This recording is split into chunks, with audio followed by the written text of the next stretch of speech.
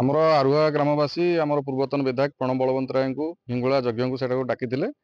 ଆମେ ସେଠାରେ ଯାଇ ପହଞ୍ଚିଲା ପରେ ଆମେ ଦେଖିଲୁ ଯେ ସେମାନେ ପୂର୍ବରୁ ପୁରା ଷଡ଼ଯନ୍ତ୍ର କରି ଅଛନ୍ତି ଯେ ପୂର୍ବତନ ବିଧାୟକଙ୍କୁ ଆକ୍ରମଣ କରିବେ ବୋଲି।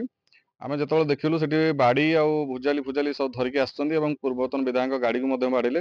ଆମର ସେଠି ପିଲା ଯିଏ ଗାଡ଼ିରୁ ଓହ୍ଲେଇଲେ ତାଙ୍କୁ ମଧ୍ୟ ମାଡ଼ ହେଇଗଲା। ତାପରେ ଆମେ ଦେଖିଲୁ ଯେତେବେଳେ ସେଇ ସମୟରେ ପୋଲିସ ବି ଆସି ପହଞ୍ଚିଲା ଏବଂ କିଛି ପିଲା ଆମକୁ ଖବର ଦେଲେ ଯେ ସେମାନେ ଗୋଟେ ବୋଲରରେ ବନ୍ଧୁକ ଆଉ ଭୁଜାଲି ଫୁଜାଲି ଧରିକି ଆଣିଛନ୍ତି। ଆମେ ଯେତେବେଳେ ସେ କଥାଟା ହାଉଲିଂ ହେଲା ଯେ ବନ୍ଧୁକ ଫନ୍ଧୁକ ଅଛି, ସେ ସାଙ୍ଗେ ସାଙ୍ଗେ ସେ ବୋଲରଟାକୁ ନେଇ ପଳେଇଗଲେ, ଖସିଗଲେ ସେମାନେ। ତାପରେ ପୂର୍ବତନ ବିଧାୟକଙ୍କୁ ଗାଡ଼ିକି ବାଡ଼ାବାଡ଼ି କଲେ। ଆମ ପିଲାଙ୍କୁ ବାଡ଼େଇକି ତାଙ୍କ ହାତ ଜଣକ ପିଲାଙ୍କର ଭାଙ୍ଗି ଯାଇଛି, ଗୋଟେ ପିଲାର ମୁଣ୍ଡ ଫାଟି ଯାଇଛି, ଆହୁରି ଅନେକ ପିଲା ଇଞ୍ଜୋର୍ଡ ହେଇଛନ୍ତି।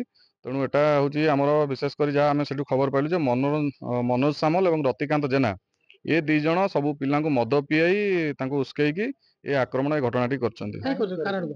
ସେମାନେ ଯୋଉ ପାହାଡ଼ ମାଫିଆ, ଯେହେତୁ ସେଠି ସାଧାରଣ ଲୋକ ଯୋଉ ଇଲିଗାଲ ମାଇନିଂ ହଉଥିଲା ତାକୁ ବନ୍ଦ କଲେ, ତେଣୁ ସେମାନେ ଭାବୁଛନ୍ତି ଯେ ଆମେ ପୂର୍ବତନ ବିଧାୟକଙ୍କୁ ଦବେଇ ଦେଲେ, ମାଡ଼ ମାଇଲେ ଦବେଇ ଦେଲେ ସାଧାରଣ ଲୋକ ଯୋଉମାନେ ବିରୋଧ କରୁଛନ୍ତି ସେମାନେ ମଧ୍ୟ ଡରିଯିବେ। ତେଣୁ ସାଧାରଣ ଜନତାଙ୍କୁ ଡରାଇବା ପାଇଁ ଏସବୁ ଘଟଣା ସେମାନେ ଘଟିଛି।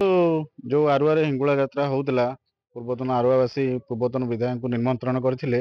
ଆମର ଯୋଉମାନେ ରହିଲେ ଯୋଉ ଖଣି ମାଫିଆ ଆରୁଆରେ ରତିରଞ୍ଜନ ଜେନା ଏବଂ ମନୋଜ ସାମଲ ତାଙ୍କର ଟୋକାକୁ ତାଙ୍କ ଗୁଣ୍ଡାକୁ ଲଗେଇ ଏବଂ ବାହାରୁ କିଛି ଗୁଣ୍ଡାକୁ ଲଗେଇକି ସେମାନେ ପୂର୍ବତନ ବିଧାୟକକୁ କେମିତି ହିଙ୍ଗୁଳା ଯାତ୍ରାରେ ପୁରେଇ ଦେବେନି ତା ପାଇଁ ଗୋଟେ ତାଙ୍କ ଗୋଟେ ମାହୋଲ ତିଆରି କରିଥିଲେ ଏବଂ ସେଇ ପିଲାମାନଙ୍କୁ ଗୁଣ୍ଡାମାନଙ୍କୁ ମଦ ପିଆଇ ତାଙ୍କୁ ଅସ୍ତ୍ରଶସ୍ତ୍ର ଦେଇ ଗୋଟେ ଗାଡ଼ିରେ ସ୍ୱତନ୍ତ୍ର ଗୋଟେ ଗାଡ଼ିରେ ଅସ୍ତ୍ରଶସ୍ତ୍ର ଖଣ୍ଡା ଏବଂ ଭୁଜାଲି ଏବଂ ଯୋଉ କିଳା ଯୋଉ ବାଡ଼ି ଆଣିକି ତାକୁ ବାଡ଼େଇଥିଲେ ଏବଂ ବିଧାୟକଙ୍କୁ ଗାଡ଼ିକୁ ବାଡ଼ାବାଡ଼ି କରିଛନ୍ତି। ବିଧାୟକଙ୍କ ଗାଡ଼ିକୁ ବାଡ଼ାବାଡ଼ି ଘଟଣା କାହିଁକି ଘଟୁଛି ବାରମ୍ବାର ଆରୁଆରେ?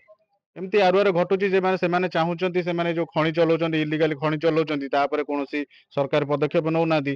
ଏବେ କିଛି ଦିନ ତଳେ ତାଙ୍କ ନାଁରେ ଯୋଉ ଖଣିର ଯୋଉ ଫାଇନ ଆଦାୟ ହେଇଥିଲା, ଗାଡ଼ି ଧରା ହେଇଥିଲା, ଜେସିବି ଧରା ହେଇଥିଲା, ମେସିନ ଧରା ହେଇଥିଲା, ଫାଇନ ଆଦାୟ ହେଇଥିଲା, ସେ ସବୁ କାହିଁ ହଉଛି ବୋଲି ସେ ସବୁ ଭାବୁଛନ୍ତି। ପୂର୍ବତନ ବିଧାୟକଙ୍କୁ ଏମିତି ବିରୋଧ କଲେ ସେମାନେ ବାରମ୍ବାର ବିରୋଧ କରିବା ଦ୍ୱାରା ପୂର୍ବତନ ବିରୋଧ ଦବିଯିବେ, ସେମାନେ ପୁଣି ଚୋରି କରିବେ, ଖଣି ଚଲେଇବେ, ସରକାରଙ୍କ ରାଜସ୍ୱ ଖାଇବେ।